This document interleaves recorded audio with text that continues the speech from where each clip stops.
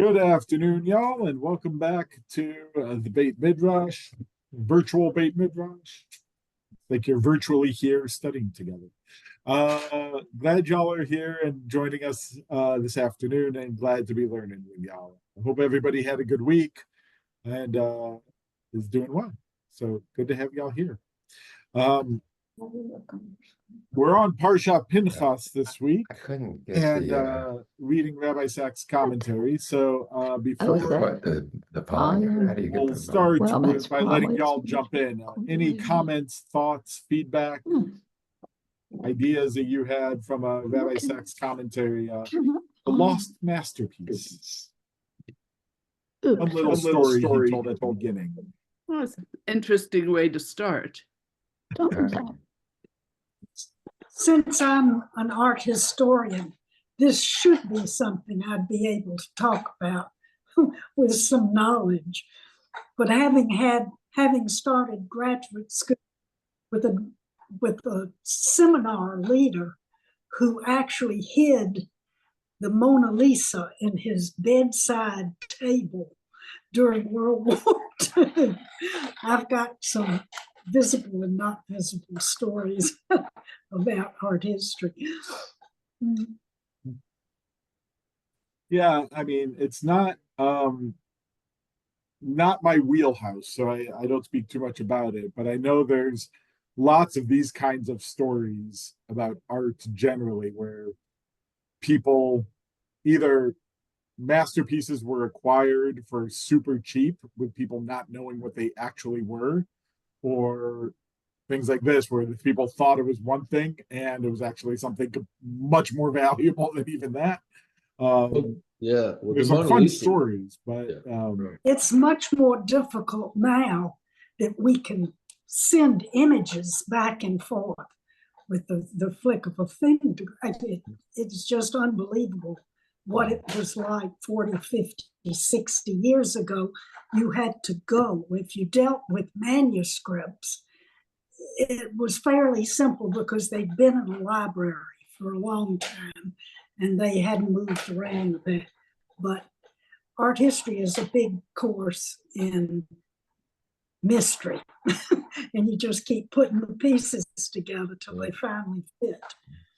Well, you mentioned the Mona Lisa and that it was actually stolen from the Louvre back in, I think this was before World War I, but an Italian guy got a hold of it and absconded with it. He thought that the French had stolen it from Italy, but in fact, Francis I had invited Da Vinci to France at Amiens, not Amiens, but Amboise, and let him stay at the castle and actually paid for the Mona Lisa, which was called La Joconde, with royal money. So it was not stolen. It was paid for. So France really did own. I don't want us to get too caught down in the art history part, because that wasn't actually the point of that was the mashal, if you will, the parable that Rabbi Sacks uses to get to the point. Mm-hmm. But it was a fun little story. It was interesting. Mm-hmm. But any comments about, he talks a lot about Benot Tzalofechad, daughters of Tzalofechad, but any comments more generally about what Rabbi Sacks is teaching? I could wait 2 seconds, but I'll say, I loved it this week. The women are the good guys. So I have no problem with this. When you get into his real point, which is what Rabbi. I mean, the women usually are the good guys, but that's at least, but that's a different thing. And Lot's wife. And we could pick out a few women that weren't so favored. Yeah, I mean, I don't know if Lot's wife was necessarily bad, but she didn't follow directions. I don't know if she was necessarily bad, right? But anyway, I will say that I liked the points about, here's a women's rights issue from back in the day, and because women recognize the values And their opinion ended up being very different from the spies or scouts, whatever you want. And the result was better. Result was different. Back to you. Barbara, I'm thinking of the generations of my own family or my husband's family. And it was indeed the woman who cared for the land. She was the gardener. She was the provider of edible plants. Men, I guess maybe especially immigrants who had just come to America where everything seemed so free and open and possible, had gone to work not in the fields. And I don't know, I heard growing up it would just solve so many problems. My dad used to say, if we could just let people have their own homes, if we could figure out how they could have their little plot of land to take care of and to be responsible for and to support them. So I don't know, I looked at the reference to land ownership as a very important thing. Well, I think I'm sorry. I think everybody would know that I'm a huge supporter of women and what they do. Having said that, I hope people can appreciate, at least I think one of the messages here is that women are different. Yeah.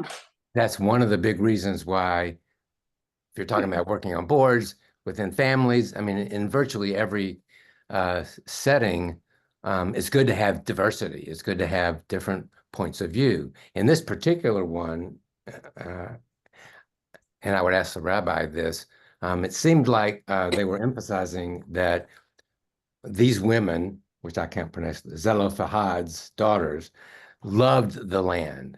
And there's something about loving the land that transcended other issues and then eventually became the most important issue. So do women have the capacity to love more or differently than men? And how can we understand that better? Somebody want to jump in before I do? I saw Eddie go, no. I'm not touching that one. Yeah, maybe differently. Would you accept the fact that women are different? Absolutely. Yeah, and I think that's a positive thing. I mean, it's been in certain settings a negative thing forever, but it should be a very positive thing. But that's also very generalized, right? I mean, every person is different. So in general, women are different than in general men. But on the other hand, there are women. I mean, you can't take that to it's not like we're totally separate. Every person's different. Right. Yeah, it's two kind of curves that intersect. As a tangential thought on that, I've always wondered, the land of Israel that we all know, most of us, I think, have visited. It's not the most hospitable place to settle down, I don't think. I mean, Israel's very different today than it was 2,000 years ago. And again, I'd love the rabbi to say, but why did these women love this land? It's not, it doesn't seem to be a place intrinsically that one would quickly fall in love with. Well, wait, can I jump in, Rabbi, and see if this is right? I mean, we're saying that they love the land so much. I mean, that's what Rabbi Sacks said, but basically they didn't want to be beholden to their brother-in-laws or their whoever was they were women, so they were going to be out in the cold, and they didn't think that was fair. They wanted to have their own property and be able to take care of themselves. I mean, I think this is really seems to me to be a remarkable part of the Torah. In recognizing the legitimacy of the rights of women. And it took an amazing amount of time until the rights of women got anywhere close to where this story makes it sound simple, as if, okay, God said it was all right to let the daughters inherit. Therefore, why is so much of the world for many, many years run by your cousin, your brother-in-law, the man? And this society, which is so religion oriented, to not say, oh, got it. Women. But let's not forget that they could inherit because there was no brother. So it wasn't like, oh, we're all equal. It was just, there's no brother, so now you 5 women can inherit. So there have been a couple of different streams of conversation going on. So let's break it down somewhat. Going back to Stuart's point, with Barbara Aylin's disclaimer, that's it, I'll use as disclaimer, that everybody's different and everybody, so we're talking in broad generalities. Yes, I do think women are different than men, and no, I don't think it's, as you said, I don't think it's negative, but I also, by saying, I think you said women are different than men in a positive way, which I might be reading into this too much, also implies that men are different than women in a negative. I don't think that's true either. I think there is I think men and women do have distinct, I don't say like overly generalizing, men or women, but yes, they're different, and I think they love differently and they show love differently, and that's okay. And I think they're both, it's equally important how they do it. I don't think one is superior or inferior. I think they're both different methods of showing the same emotion.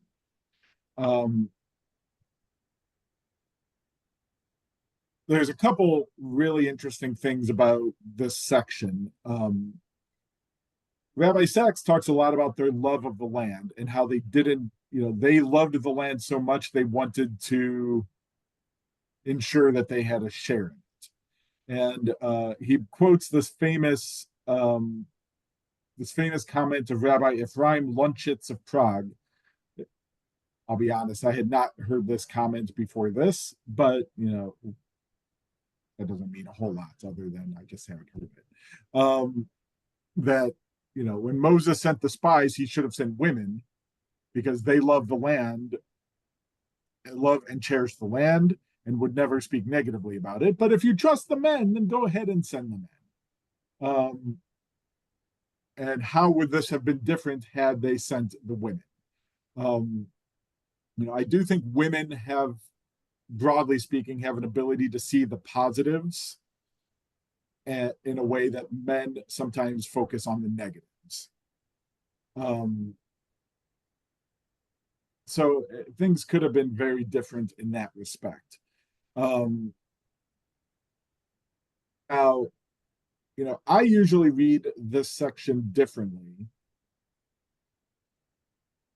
Is their protest that they want to inherit the land about the land itself, and loving the land, or is it a love of their father and not wanting to let their father's inheritance be given elsewhere for the mere fact that he didn't have any male children? And I would read it, I read it a little bit differently from that. And I'm probably Barbara agrees with me, but we'll see. That it's saying that women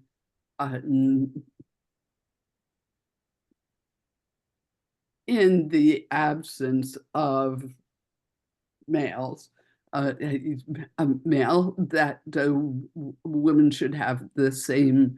Women should have the rights rather than giving it up. So I don't see it as particularly a love of their father necessarily, or necessarily a love of the land, but some kind of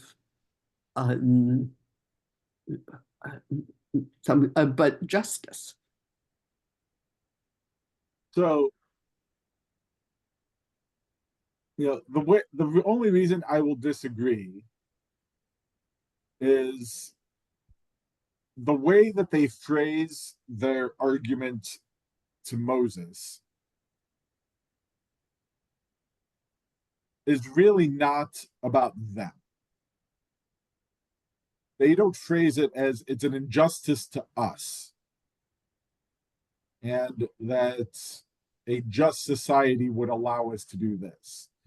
They phrase it as it's an injustice to our father. Father was not part of Korach's rebellion. He didn't rebel against you. He died for his own sins. The rabbis argue that there's a verse somewhere where somebody was gathering sticks on Shabbat and was given a death penalty and was killed, and they claim that was Zelophehad. But the daughters say he wasn't part of Korach's rebellion. He died for it because of his own transgressions. But is his portion of the land really to be given to elsewhere? And is he really going to lose that just because he didn't happen to have any sons? They don't phrase it as it's the right thing for us. They seem to phrase it as it's the right thing for our father. Now, you can read it as it's the right thing for the land, and they wanted the land because they loved it. That's Rabbi Sacks' argument. But I've always read it, and I might need to reflect and review again. I've always read it as they don't want their father's memory to be lost, or his portion to be lost, just because he didn't have any male children. But you could also look at it that they were looking out for themselves, and they knew what argument was going to fly. And the argument about their father was, I like to think of them as, modern. I think that's a very modern day way of looking at it. Like they were fighting for themselves, and they just did this, use the argument that worked. That's entirely possible. Right. You could certainly read it that way as well. Yes. But, there's still something pretty noble about that also, of saying, will our father's memory be wiped out just because he didn't have any male heirs? And we want to continue to honor our father's memory and allow his memory to live on beyond him through our ability to inherit the land. One of the things I don't want to minimize, which is maybe it's just because I'm a rabbi and I find this fascinating, is we literally see the law being changed in the middle of the Torah. More than once, by the way. The conservative movement tends to like this text for precisely that reason. We can now say we're feminists because we like this text. But there's also a level of the law evolves around with us and evolves to modern circumstance, which is exactly what the conservative movement argues. And you can see it right here being done in the middle of the Torah, that the law is being changed twice.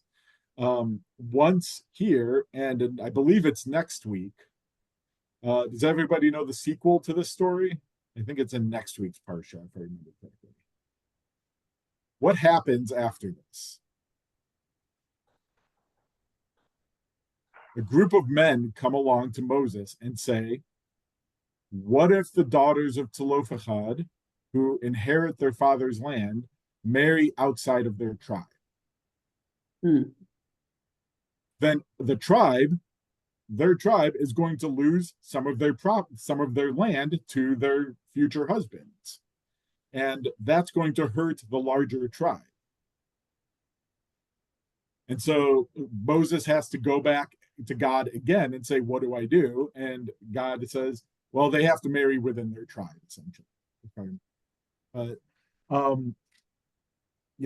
there's, the law gets changed for them, and then they have to amend the law again after that to keep things equal. So it's a really fascinating process from a legal perspective if you're into that sort of thing. If you're not into that sort of thing, it's not all that exciting. But, No, it's cool that there's this unintended consequence. And then that problem has to be solved. Yeah, and I'm borderline hesitant to say this at risk of sounding almost heretical, but fascinating that when in this section, God doesn't foresee that issue coming up when God gives the instructions to Moses. I'm not particularly bothered by it personally in my theology, but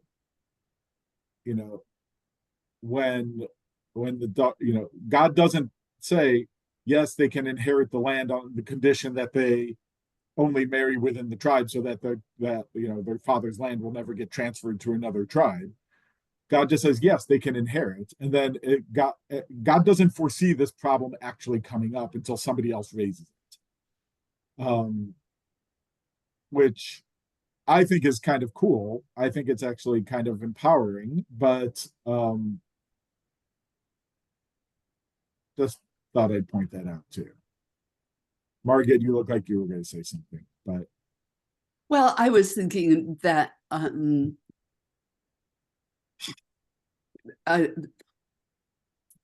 thinking of the Torah as not, dictated on Mount Sinai, by by God, but as a teaching tool, as a tool to teach us, then this the fact that God did not overtly foresee this may in fact be for us, for us to learn rather than a betrayal of his omniscience. Yes. For those who are leaning towards process theology as I do, this makes perfect sense. This is just God learning and changing and evolving along with us and in relationship with us. Like, that's what happens. You learn as you go. So in that sense, it's not much of a problem in that sense. If you do take an omniscient view, then you have to kind of figure out a solution to that problem. But yes, Barbara, Randy. Well, I think that actually God planned it this way because not to support the conservative Jews or anything, but he wanted to show us that things evolve and that it's necessary to change your mind. So really, God planned it that way.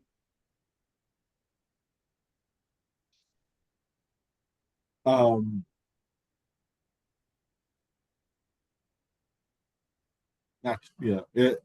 have to. Perhaps God, you'll have to ask God when you get to Gan Eden, and you get through there and are able to ask in the great Beit Midrash in the sky. You can pose that question, but it is certainly possible that God waited for us to figure it out and planned it to see if we'd figure it out so that God could then resolve it. As parents, sometimes we do that, right? We give kids the steps and let them figure out the next step and then guide them through after that. nothing wrong with that necessarily. And saying like, I knew that was going to be a problem. I just you needed to figure that out for yourself first.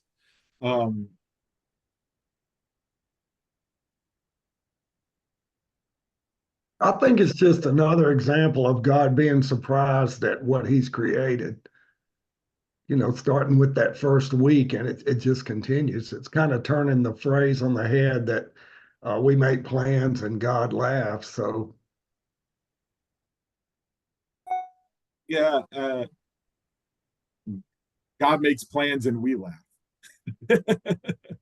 But I do like that idea that God is constantly surprised at us, and it's like, did not think you were going to do that, but that's it. I like that. Good for you. I like that idea. Well, a God who created X number of people before us, and they were all failures, and then the angels thought we would be a disaster, and that whole sort of story, which I guess is rooted in the, I've not perhaps said it very well, but it's rooted in the Talmud. But and God, I think if it's Talmud or somewhere else in the Midrash, there's a few variants of it. That is consistent with. It's kind of like creating AI or a robot or something. You create this thing, or Frankenstein. He created and what's it going to do? So to me, there's another big issue that this parsha deals with, at least what Rabbi Sacks says the parsha deals with. And that, to me, it has to do with Lador Vador, taking Judaism and passing it on. I'll say thank you, because I was going to try to transition us to his conclusion. So you just, okay. You did the work for me. So thank you. And it does have to do, at least his description of it, with love, that somehow you, as a parent, pass on to your children, I think, the love of Judaism, the love of the Torah, the love of everything that we stand for. And that is our legacy, is to teach them to love those things. Now, my big question is, how do we do that? I mean, it didn't, I don't think it told in this parsha about the daughters loving the land. Why did they love the land? I don't know, but they did. How do you teach your children to love the land, love Judaism, if your bottom line criteria is they will persist as being Jews, they will marry Jews, they will have a Jewish home, they will have Jewish children, etc. So what can we do? What should we do to be sure that that legacy is passed on?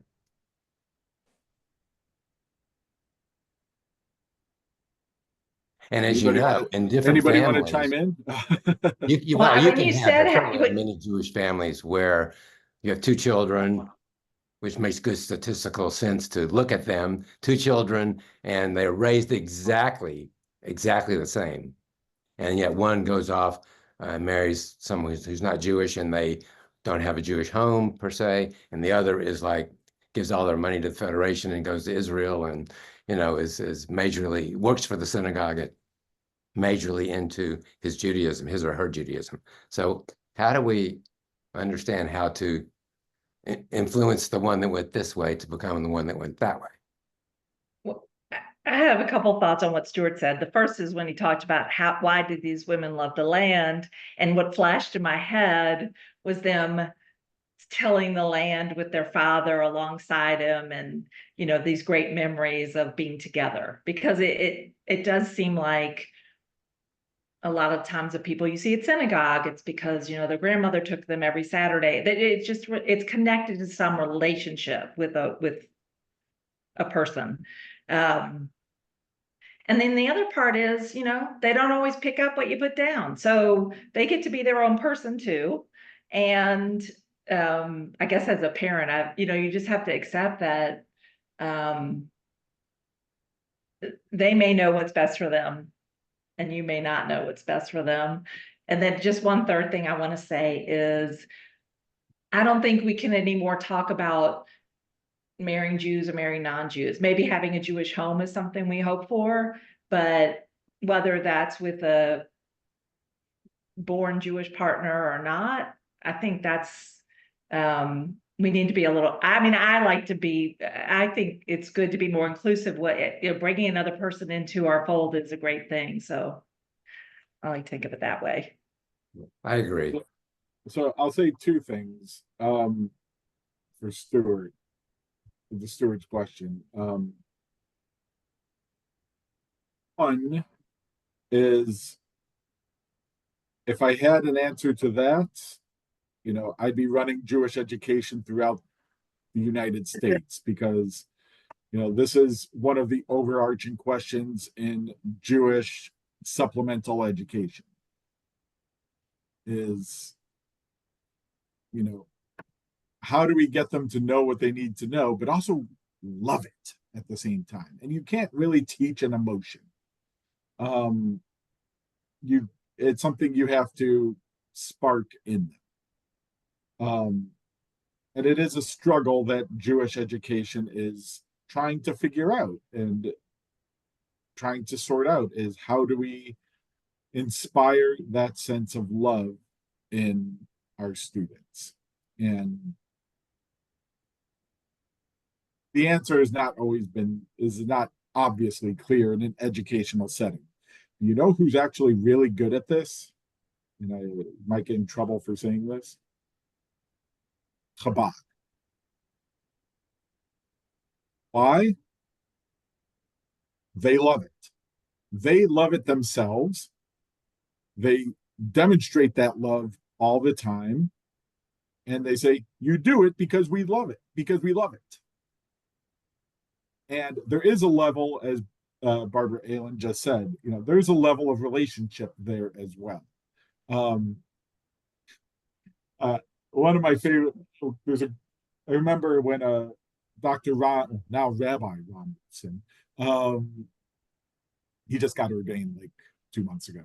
When Ron Wilson put out his book, Relational Judaism, a while back, I was taking a class with him the semester that it came out.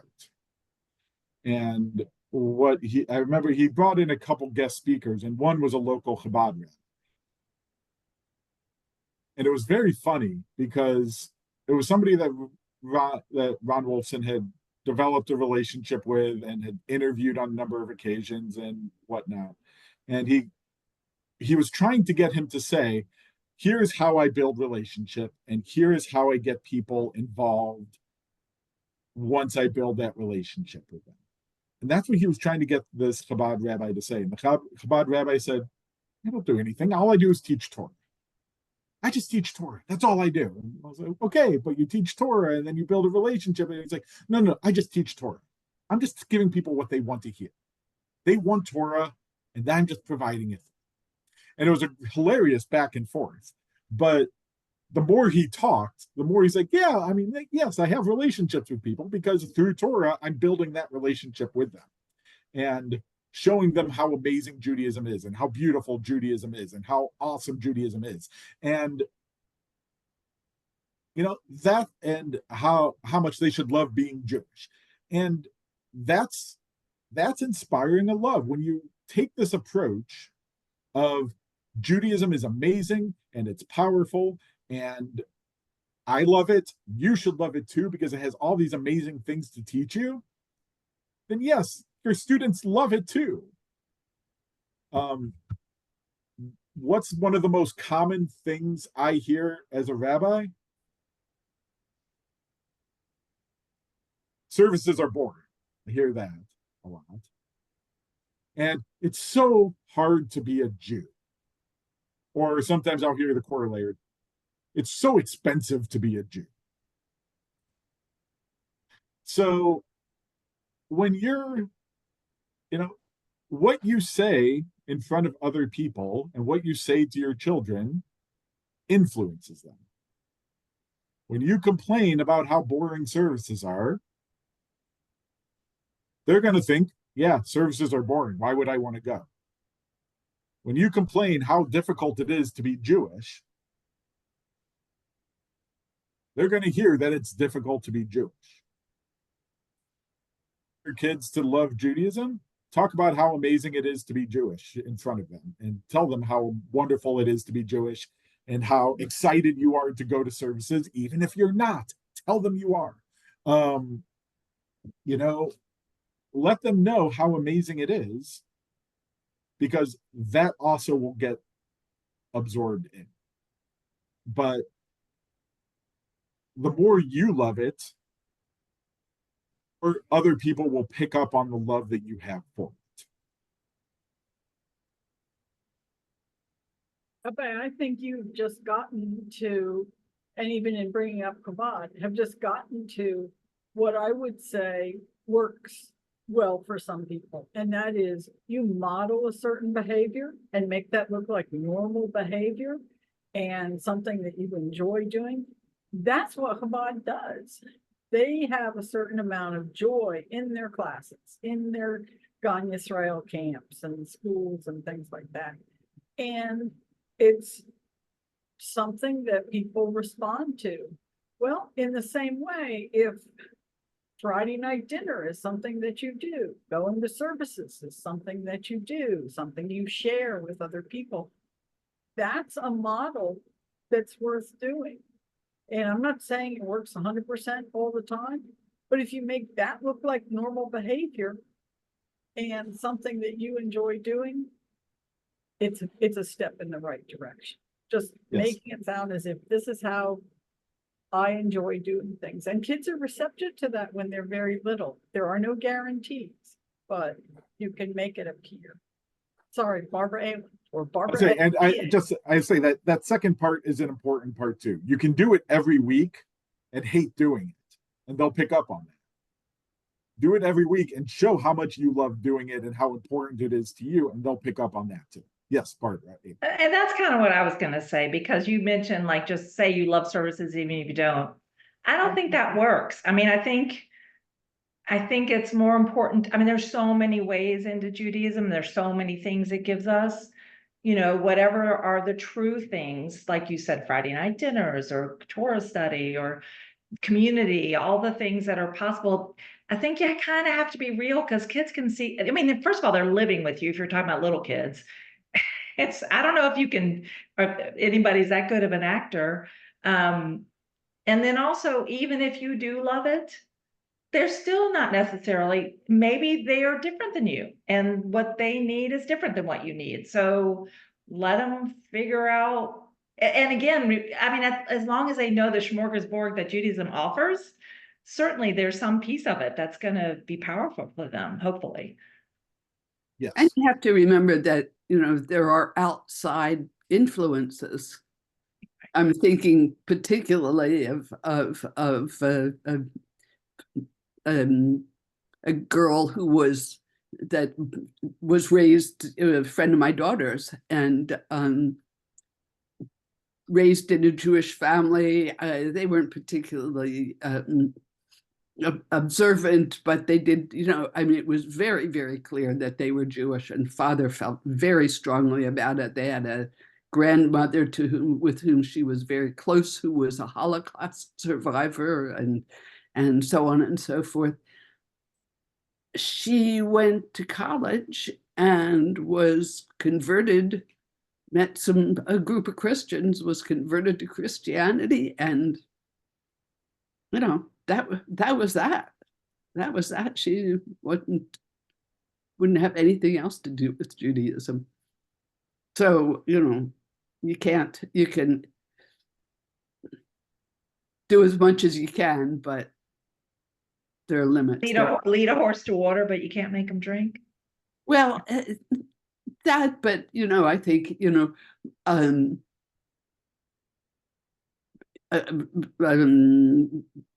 studies showed that contemporaries are actually more influential on kids overall than parents.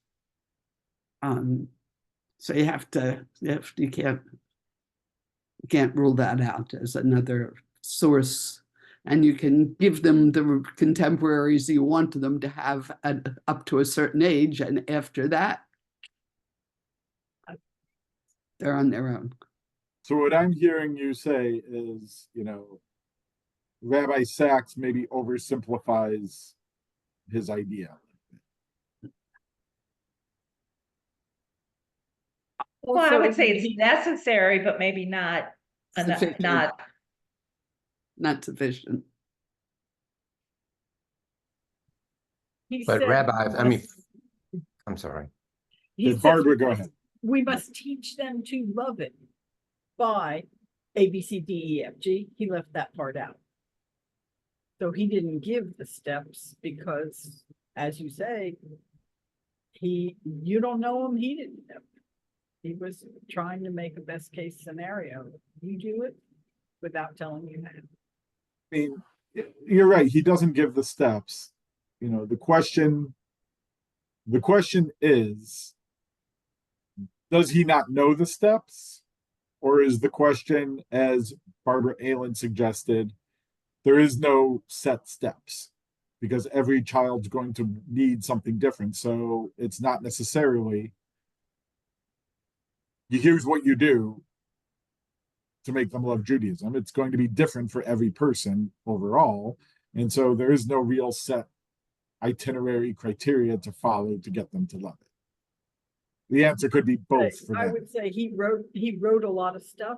Maybe somewhere else he goes into that, but he was on his third page and he ran out of space here. I'm willing to bet that somewhere else he does talk about it. Yes. You don't become chief rabbi of the British Empire without a plan.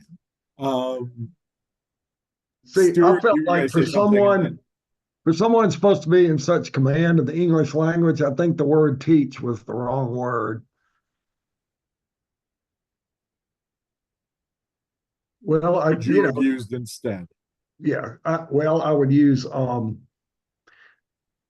maybe we must live it to love it, or anything would be better than teach. That's just too.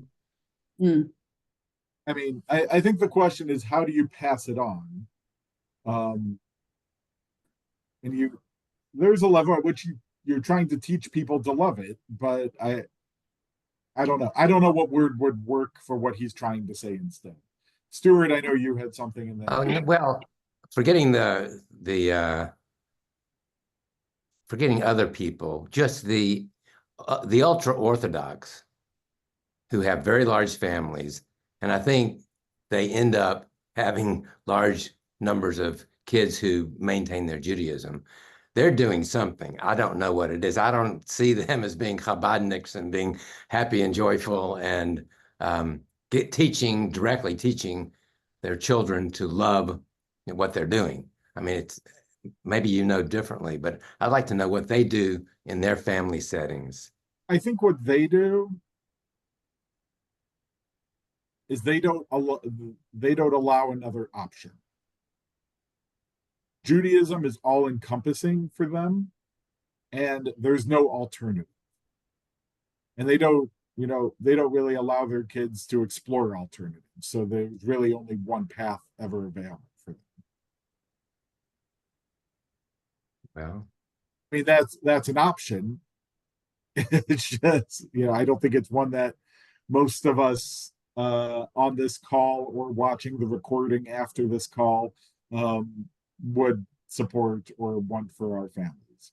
Yeah, but if you're a single issue person, i.e. L'dor v'dor, I want more Jews in the world than we have today, that has to be a consideration in some way. I mean, if they're successful in it, if they're more successful than we are in what we're doing, then what is your bottom line? I mean, what do you want as the bottom line of what you pass on to your children? I'm not in favor of what the Orthodox are doing. I just want to know, I'll learn from it and inculcate it. I do think that's ultimately Rabbi Sacks's main idea and main goal, is to say, he's particularly taking it from a Jewish context, but ultimately his idea is whatever is most valuable to you, you need to teach, not just teach your children what those values are, but you need to teach them to love those values so deeply that they'll carry them with them. And like the daughters of Tzlofechad, fight for them if necessary. That message is in the Shema, right? Is the word that they use in the Shema to teach your children? Is that what the word is? It's Vashinam Tam, which means literally means to repeat it. Like you repeat it over and over, because that was kind of the educational concept of the time. That's how you taught people. Low literacy rates, you make them memorize things. I like to say there's a dichotomy of that we often forget. Is what do we say right before the Shema and the Ve'ahavta? But what prayer comes right before that? Is it the Baruch Hu? That's a couple prayers before. In the morning, it's Ahavat Rabbah, and in the evening, it's Ahavat Olam. But we'll take the morning one just for Havat Rabbah Ahavtanu. With a great love, you have loved us. How does God show us love according to that prayer? Giving us the Torah. By giving us the Torah. You have given us laws and statutes, and you have given us this Torah to live by because you love us and you want us to be able to live a good life.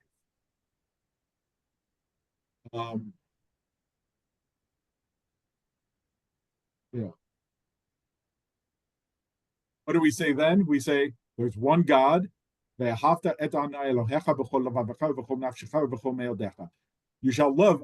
You shall love your God with all your heart, with all your soul, with all your might. And how do we show that we love God? We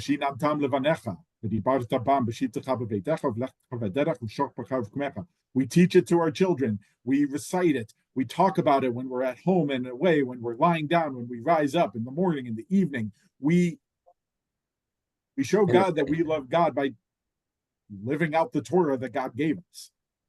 God gave it to us out of love. We show that we love God because we follow it, we obey it, and we hold it in reverence, and we do all these things because we love God back. That's actually a really powerful liturgical statement that we don't often take into consideration. That this is not we love God, or that we have to love God, or it's often translated, you will love God with all your heart. The way I often think about it is, if you truly accept God's Torah and you live God's Torah and you accept that there is one God and the Torah, and then ve'ahavta et Adonai Elohecha, you'll when you live it out and it becomes important to you, the natural reaction is going to be to love God, not anything else. In Beit Midrash. Ellen, you were going to say something.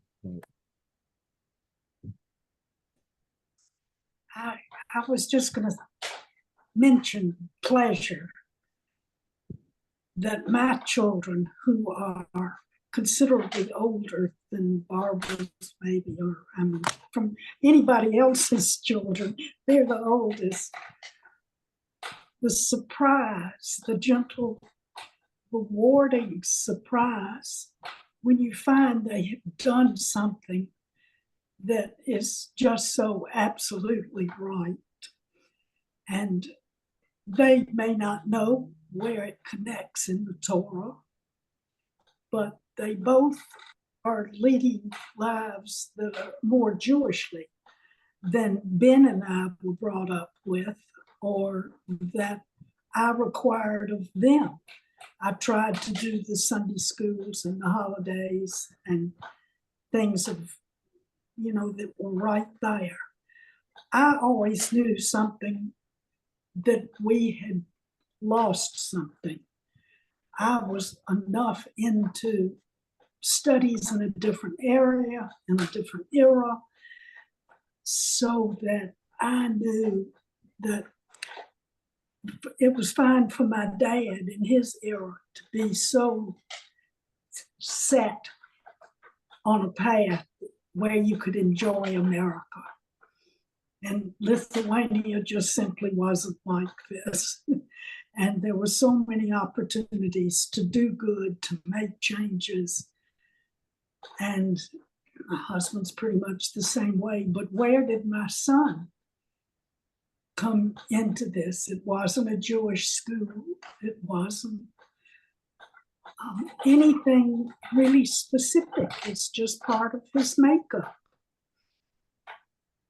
And yet I spent a week with a guest, a cousin who grew up in Washington and is a journalist, who brought one of her 2 sons with her. That son has decided he's a Jew, and his brother has decided he's a Catholic, like his dad. And it's like you were saying, they make their own choices. But it was fascinating to watch it in the moment, walk into the house and see all the books and go check my bookcase. This really was a Jewish house. But it's just a great pleasure.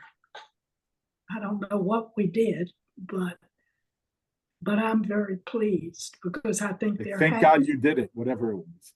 I think they do good. That's all we can ask of people. End of that. Any other final comments, questions, thoughts?